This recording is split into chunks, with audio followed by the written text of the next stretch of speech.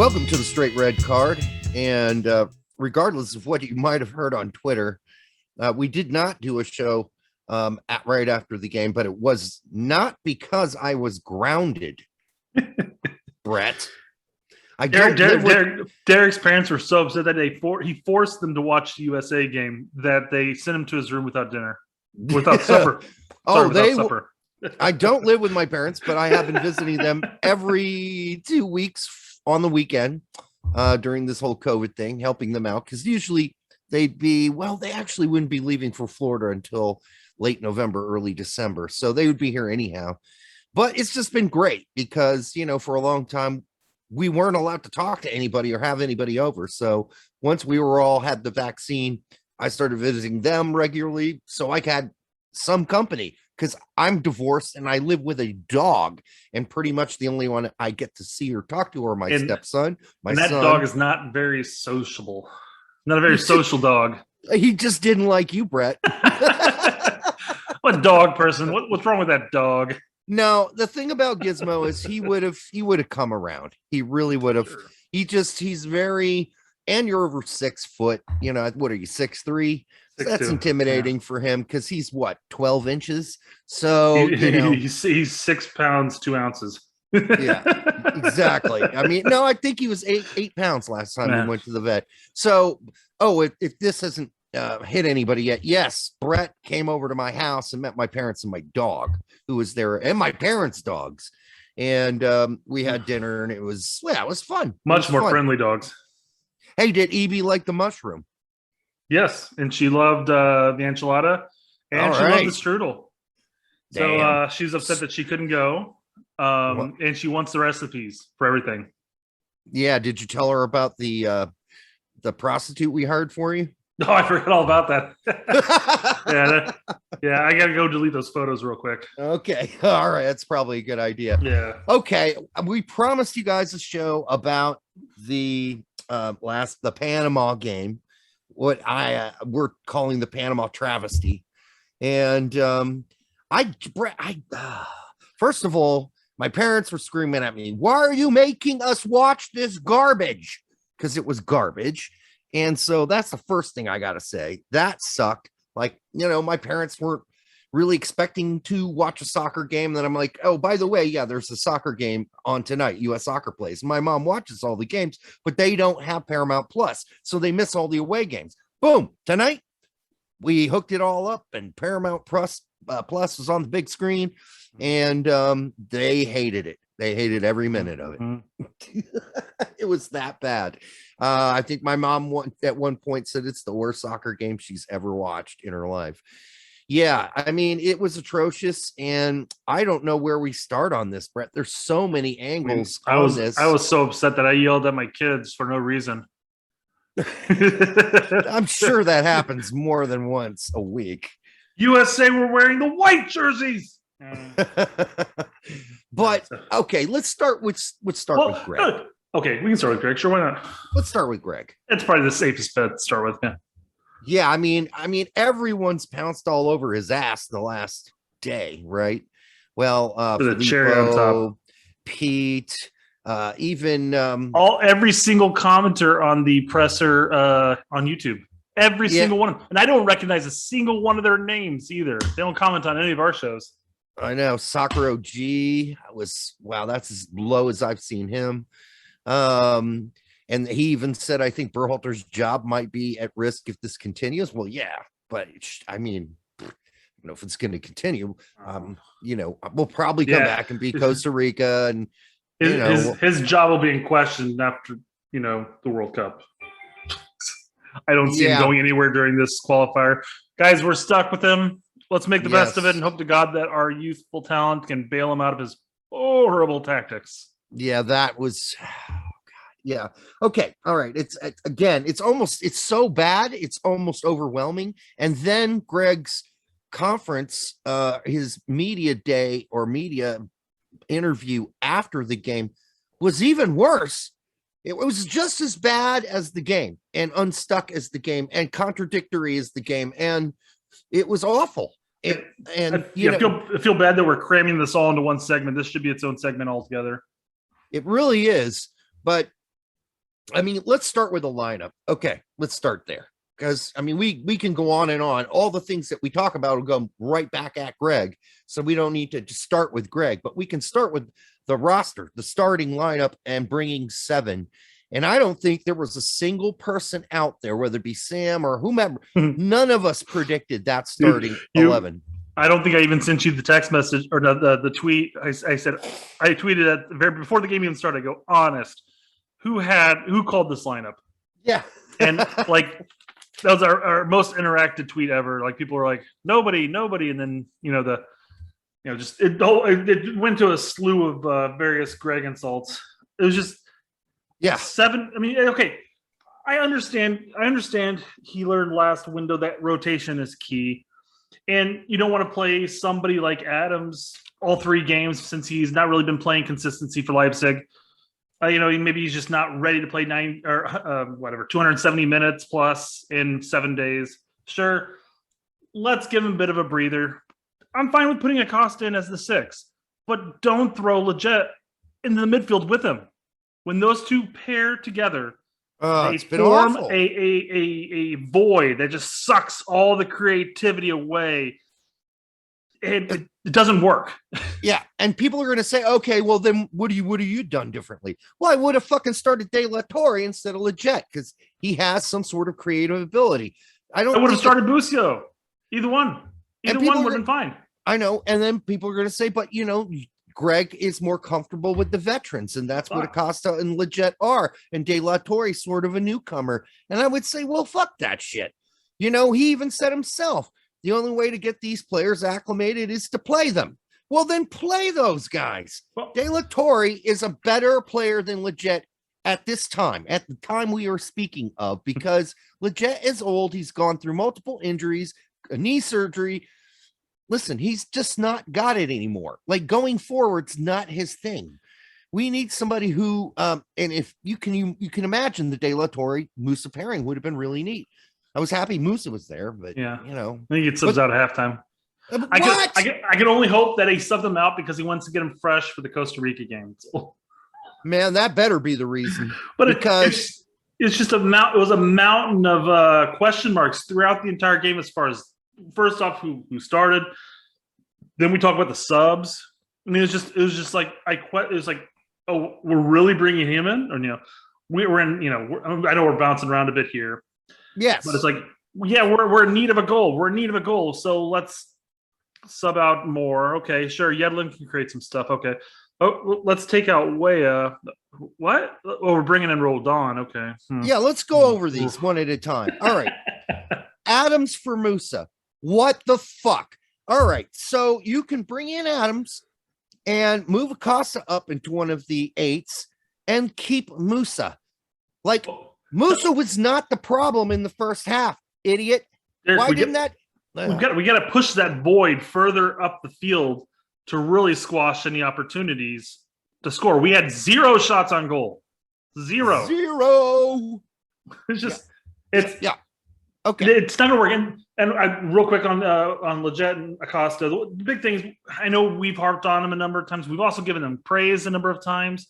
I know a lot of people are harping on them as well. But the thing I've noticed, and I've definitely picked it up last night, is that the issue is, and why we always joke around, and it's not really even a joke, but talk about how they always pass the ball backwards. And it's primarily I've noticed is that a lot of times their first touch is not the cleanest first touch, and then they use a second touch to clean it up. And at that point, they have pressure, and their only option at that point is to either force it forward, which isn't the best of options, or play backwards, which is a safe option.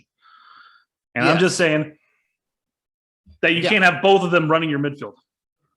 Also, this is not an MLS thing. For those people that think, oh, you're just criticizing because they play in MLS. Fuck off. No, we're not. We like Turner a whole lot. I'm okay with having Zimmerman there. I'm okay with Pepe starting at center forward. We were fine with Long.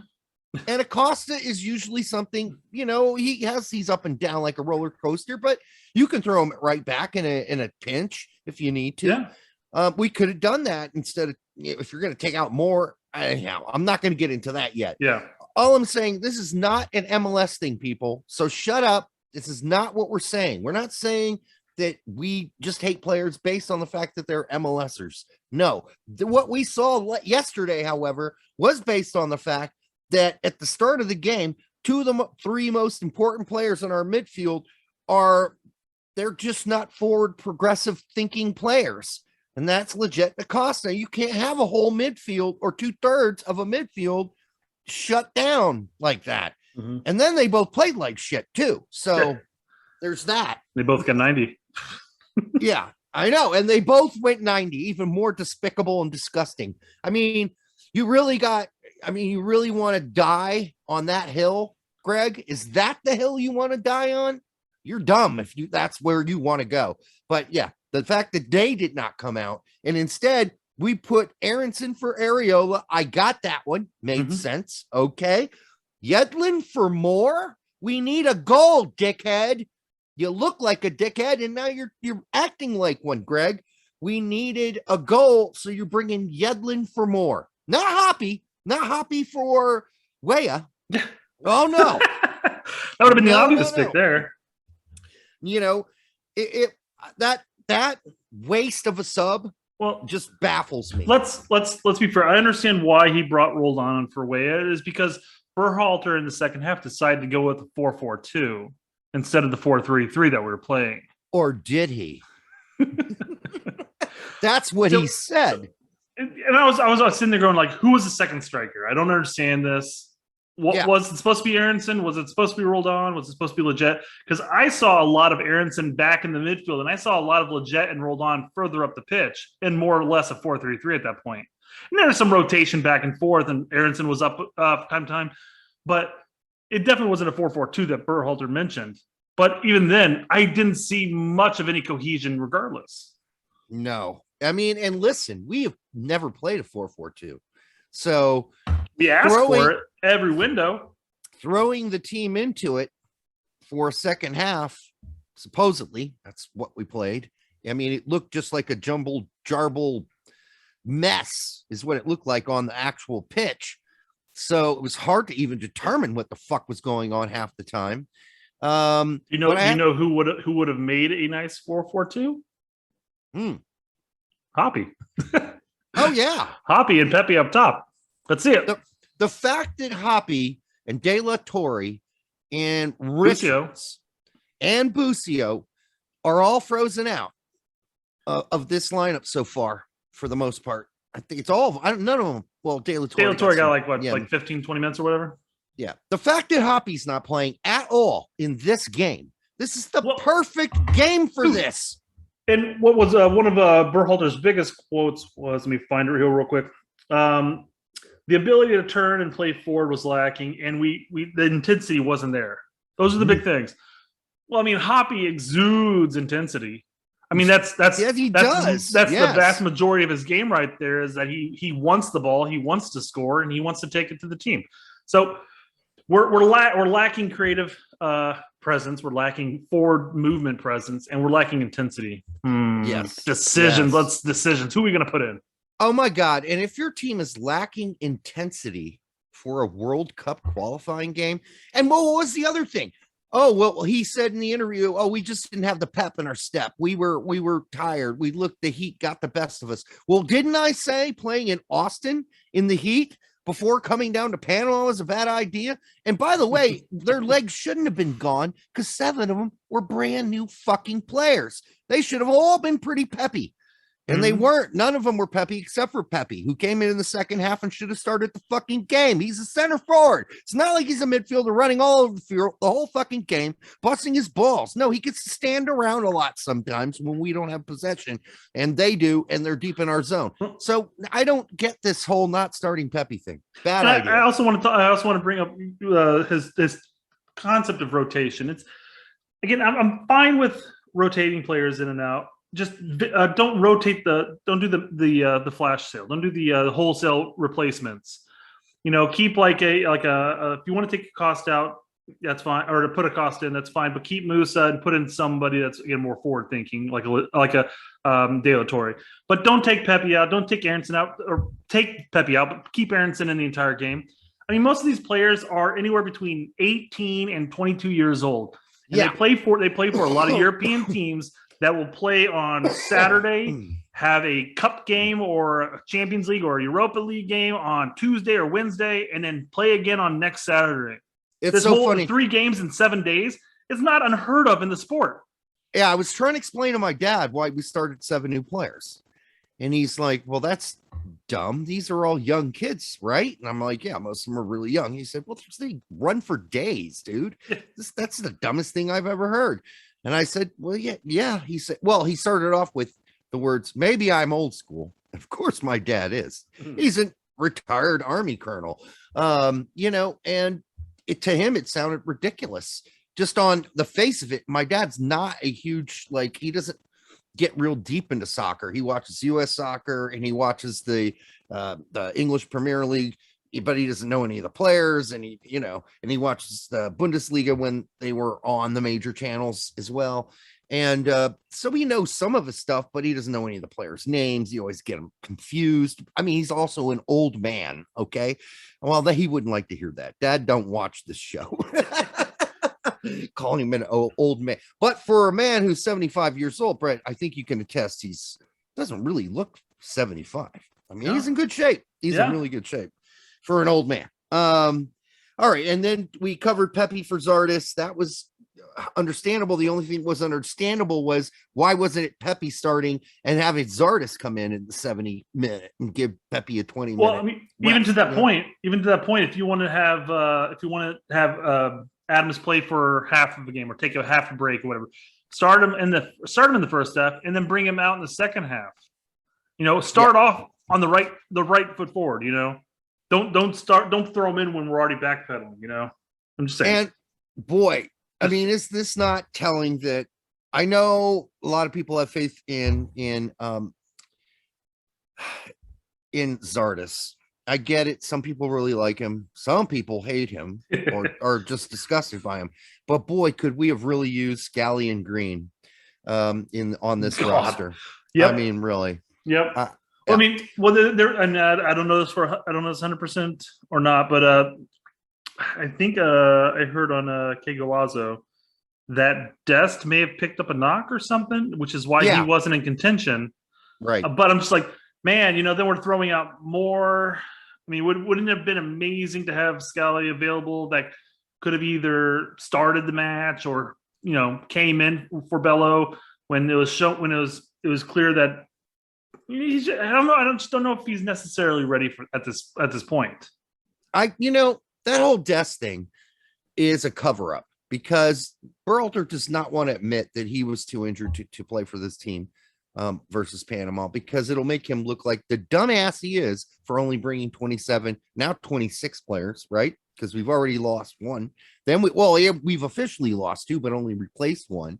And it just makes him look dippy. It does. And he is dippy. And it's just odd for a guy who really can come off as a smart guy and a wonky video guy. But really, when it gets down to the, where the rubber hits the road, where the needle hits the record, he has a lot of really shitty landings. And I wouldn't want him putting a needle on my record because shit would be like, sorry. Hey, Greg, easy on my record, motherfucker. Anyhow, well, I'm just saying, even if he's stuck with the 27, if he just made a couple of changes, just bringing in, we brought him Scally. Who else did you talk about there? So Green, bring in Scally and Green. So take some more out because again, Moore hasn't played since Gold Cup, and then he's played 59 minutes for Tenerife.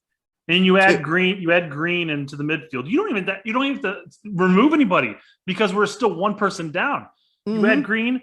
You remove Moore and add Scally. All of a sudden, we're talking about a completely different squad because we have so much more depth at that point. But then again, we had Luca De La Torre, we had Busio, we had Hoppy, and none of them were used in that game. And again, it's not the fact that we lost. I want to make this really clear. It's not that we lost. Okay, that's going to happen now again. It's how we lost. It's how lazy we were. And it wasn't just not so much the lack of effort, the lack of fire. And yeah, we've talked about the heat. Okay, so fuck what? You know what? That's ridiculous. It was hot in Austin too. Yeah, it was not as humid, but it was still hot. And we warned Greg about that anyhow, or I did. It's not that we lost the game. That's not why this criticism is happening. It's how we lost the game. It's how clueless our players were. It was how lost they were. Could this lineup have beaten that Panama team? On paper, it should have. Still, we should have still beat that Panama team on paper. Mm-hmm. Well, games aren't played on paper. I know that's been said before. It was how we look. We look clueless, disjointed. Again, what do we complain about time and time again, Brett? No connection between the back line and the front line. The middle in this game was about as bad as it gets. It was about as bad as it gets. Just playing off the top of my head, didn't we play Panama in like a recent January camp? You're asking me? I think we did, and I think we beat them pretty heavily. But we also did that with a purely MLS-based team. So again, to your point, could this squad have beaten this Panama team? Absolutely. But there was just some key cogs that may have been playing poorly enough to where it made a massive difference. Well, yeah, I mean, shit. Acosta was god awful. Leggett was fucking god awful. It was just bad, dude. I mean, those guys couldn't have played a more worse game had they been drugged up with some sort of, horse drug beginning of the game that made them completely moronic, because that's how they played. Moronic. I mean, Musa at least tried something. I'll give him credit for that. I don't know. He had even Musa had a couple of plays at the very beginning of the game where he took one too many touches, but he also busted his ass back to get on the defense to try to recover. I'll give him credit for that. And he eventually worked his way into the game, and he was one of our more, I thought he was one of our more dangerous players. And then it surprised the hell out of me when he got subbed off. And I'm racking my brain like, why? Yeah. Maybe he just wants him fresh for the Costa Rica game. I don't know. This is beyond me. No, it's not that, because we thought that when he took Pepe off in the first game versus Jamaica, we thought, that's okay. Still pissed he didn't let him get his hat trick, but okay. But I was okay with it because I thought, well, surely he's taking him off this early to save him for the next game, and he'll probably do the same the next game and put in Zardes in the last 20 minutes to give him another, breather. There's another brilliant point. Instead of saying, well, I don't think they can go for 3 90-minute games. Well, what about like 365 or 370-minute games? You think they could do that? 355-minute games. I'm just like, what a twat. We have 5 subs. Make a sub that works, but you play the players to win the game. It's the COVID sub era, you moron. You got 5 subs. You can replace half the fucking team. Do some fucking math. Okay, less than half, but you know what I'm getting at. Half the fucking field players can be replaced. You can give guys plenty of blows. I promise not to say that anymore. Not blows. Busy. Yeah, breathers, breaks. You don't have to play these guys the full game. You can replace half the team every game. You can replace half the team. This is the dumbest, bullshittest answer I have ever heard. That, we if we didn't do what we were going to do, we thought we would lose Costa Rica. Well, that's just stupidity. I mean, you guys are just really not thinking about this in a rational way. You must be deep up something's ass to be coming up with all these calculations and formulations and like, the computer said that Pepe's right leg's at 95%. So if we only play him 20 minutes tonight, it should be up to 100% by the time we play Costa Rica. I don't know what they're doing behind the scenes, Brett, but it must be calamitous to be an assistant coach on this team and seeing it and not being like secretly going back to your hotel room and going, whoa, we are dumb. We are dumb motherfuckers. Oh my God, Greg. Overthinking everything. All of the animations and all the sounds that are on Greg's PowerPoints just, really convinced the team this is the way to go, though. I don't think he did a PowerPoint. But you know what was really interesting? You saw this too. Daniel Farka, Norwich City manager, comes out and says that, the reason Josh didn't get called up by the U.S. national team this break was because they were focused on this other MLS this more domestic player, and they were focusing on more domestic players this round, and they'll get him back in. But and Daniel Farka was totally happy. He's like, yeah, last time I got Sargent back from the national team, he was injured. Yeah. So I'm fine with this. I'm fine that they're morons and they'd rather. And listen, I get it. Maybe there are rational reasons for taking Zardes instead of Sargent, or Zardes instead of Siabatu. I get it. You can make those arguments. I'm not saying they're all irrational, but that was really funny because it made all of the MLS bias people come out of the fucking woodwork and be like, hey man, see, this proves there's MLS bias. Well, Klinsman's complained about it.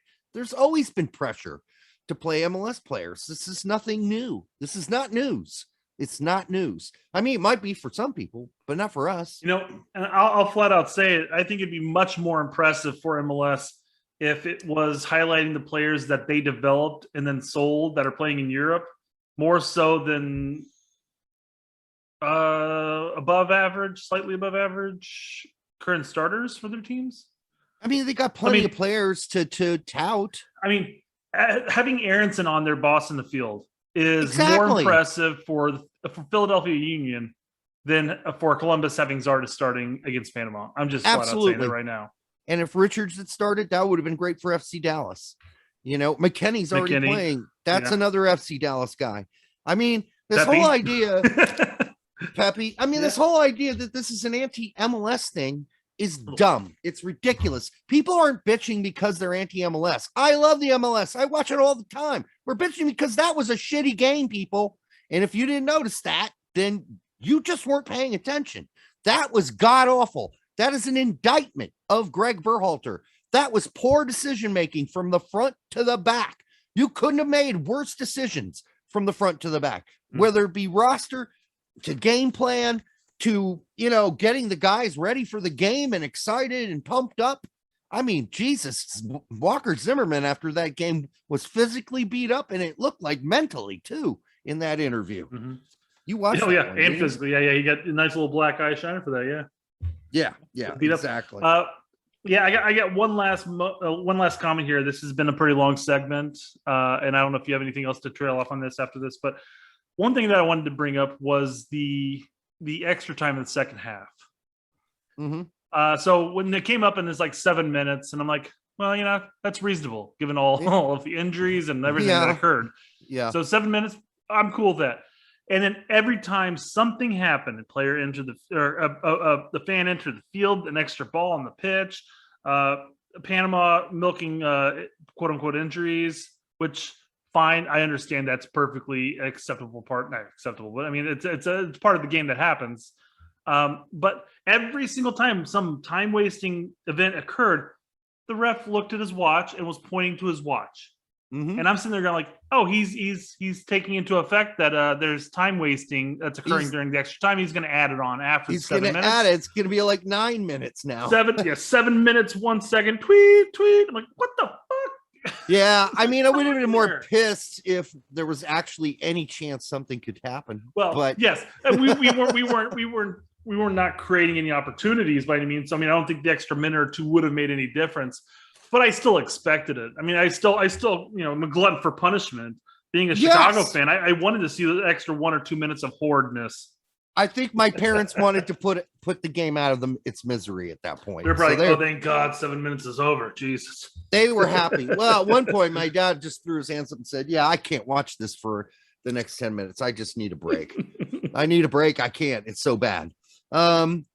So yeah, it was bad. And then Gregg's conference afterwards with the press was even worse. It was bad. I mean, he just looked arrogant. He just looked, gave no real answers to anything. Sorry. I do have another thing that I wanted to bring up about that. Dude, this show's going to go on a while. We're not even close to done. Okay, good. I thought it was that, whatever. But anyways, about Gregg's interview. So somebody asked about zone defense on corners. Oh, that was Sam Staxall, I believe. Whether or not we need to address that. And Gregg basically told him, he goes, Greg tells him to come up with the stats before he'll address it. So it's like, what a yeah, dick. We were pretty good on corners. So the next time you want to ask this type of question, maybe you want to come up with some stats. I'm paraphrasing, of course. He didn't say it like that by any means, but he said Sam needed to bring more substance to his questions. So, and I quote. Yes. So I heard that and I was like, oh, that was a dick thing to say. Maybe zonal isn't the best option all the time. Oh, there's some people who hate zonal. I was never a fan of it. I believe on 1-on-1 marking for corners, but that's just a personal preference. Well, I think there's a screenshot of the goal, and like all of our people were zoning at from the PK to the 6, and Panama had like 5 players inside the 6. Yeah. And I'm like, well, what do you expect's going to happen? They're going to lay it right into that 6 where everybody's at. But they've been doing that though. They did that for all their corners before that corner. Mm-hmm. They were almost doing Beckham curls into the goal, for Christ's sake. How many times just before that corner kick that Turner had to sit there and paw it over, This was an obvious something that Panama sat down, watched the footage and said, you know what these guys aren't good at? A really tight curl right into the throat of the fucking goal. They fuck up. They're clumsy. They don't plan for it, and they're playing zones, so they won't really know what to do. And that's exactly what happened. And then Zardes got a goal. So there you go. although CONCACAF did not give it to Zardes. Oh, I think they did give it to the other guy. Yeah, they gave it to the other guy. Because I think it was still heading in. It's just that it bounced off Zardes' head on accident, like it always things do. I mean, except this time the accidental goal he scored was on us. So I thought it was nice that Legit kind of watched the ball go over him. I was like, oh, there's the ball going. Oh, he slipped it. Nah, God, it's goal. So Greg brought up, he was like, this is a typical CONCACAF game. I'm so sick of hearing that. Come on, let's get over this. A typical CONCACAF game. It was physical. It was this or this was that. I'm tired of that bullshit, man. All right, we got the team. We got the players. Let's rotate them. You don't have to make 7-man switches. Nobody does that. Mexico, I think, replaced 2. Panama replaced 2 for their game. Why are we doing 7? That's just absurd. And then we leave off the guys you could have brought in that have fresh legs that you just don't value, I guess, in some way. De La Torre and Hoppy. Why not those 2? Anyhow, I'm sick of hearing that, Brett. I don't want to hear another word out of Berhalter's mouth about CONCACAF. Fuck that. Yeah, I mean, on top of that, if that's the issue, then God help us when we get to actually playing like a World Cup, Yeah, exactly. Because, well, yeah. Anyhow, again, we all not taking anything away from Panama, but I'm just saying the concept of saying like, oh, geez, this is CONCACAF for you. I'm like, you mean a physical game, a game that, again, we all were saying that we should have gotten a result, whether it was a tie or a win. Yeah, we should have gotten a result. Of course, the team is going to play physical. El Salvador played physical. Honduras played physical. Yes, CONCACAF's a very physical federation. Everything. We know this. We can play against it. We have played against it for decades. And I think about how, like, this is a great way to segue, is because Jason Davis on his show was saying, for all those U.S. fans that think we can just walk in to Panama and win, no one thinks that. Well, this is what our first loss in Panama? In a World Cup qualifier? But he was thinking there were people out there. I don't know who he's referring to because he referred to us in an earlier quote on his show with the kicking puppies thing. So I wasn't sure if he's still talking about us, but he was like, yeah, people who just think we should show up. Well, that's exactly what we did. We showed up and we didn't do anything and we lost. Brett and I know we're going to lose that if we just show up. No one thinks that any team can just show up, but no team should just show up. We should have higher expectations than that. So I don't know if that comment was directed at us, but I'm sure it was the general us. But yes. Well, yeah, I think you're right. But the puppy thing was directed at us. That puppy kicking thing, because he's like, I would never make an accusation like that. No shit, dude. It's a joke. Wake up. It's a joke. I wouldn't say that he kicked a puppy or anything. I'm like, well, that's pretty funny. Of course he did. Well, then he said, and I would never say anything that, whatever, controversial or whatever. No, dude, it's a joke. And now it's a meme. And now you just fucking missed it went over your head. It's a joke. It's a joke. Obviously. And not only is it a joke, it's a joke that developed over time. Exactly. Miazga did not kick Berhalter's puppy in real life. Allegedly, he did. Allegedly. It's a metaphor for the fact that he must have done something really bad because he's not. Gregg hates his fucking ass. All right. So there's that. And then we got to do these player ratings really fast, unless you have another one you wanted to bring up because I think John. No, we're throwing these player ratings in the next segment. No, this is going to be one large ass. Dude, this is going to be like an hour-long segment. I know, but Brett, we only have 2 days, so we can only do 2 segments. So yes, what? So we can take this out if need be. But I thought we were going to do the player segment in Costa Rica all at once. No, we can't because. Okay, this is the general US review show, right? With the Gregg thing built in and the ratings. One giant show. So that'll be tonight. Then the show for tomorrow before the game on Wednesday, so it'll come out Tuesday night, will be about the preview for the next game, Costa Rica. We don't have room for another show.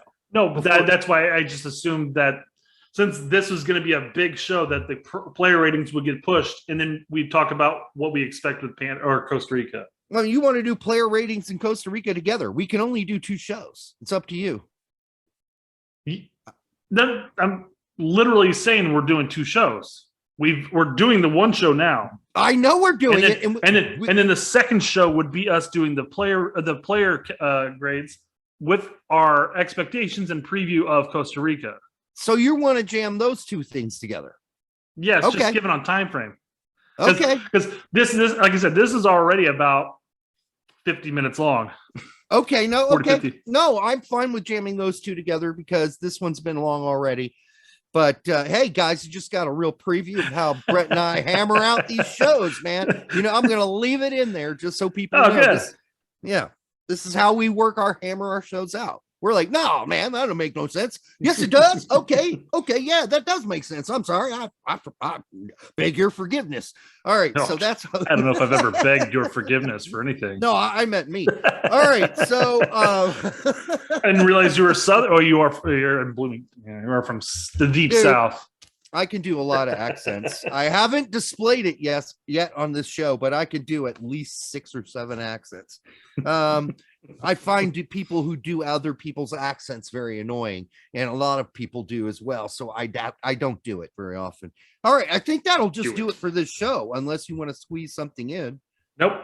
All right, so subscribe. One of our biggest subscribers who goes to all our shows wrote me a message today on Facebook, Brett, and said he was unsubscribed from our show by YouTube, and he had to resubscribe today. God damn YouTube. And always like, trying to keep the little man down. He was like, dude, did your show get canceled? No, our show did not get canceled by YouTube. So I gave him the link and he went there and he resubscribed. And I said, by the way, I've been unsubscribed from my own show twice in 7 months. So it's not a shocker. Okay. That's going to happen. I don't know why it happens. I think it's bullshit that people get unsubscribed, but allegedly YouTube is out there kicking puppies. Apparently, so no, I'm not doing that with YouTube, Brett. They don't deserve. I want all the memes. I want all the YouTube's kicking puppies. Let's see it.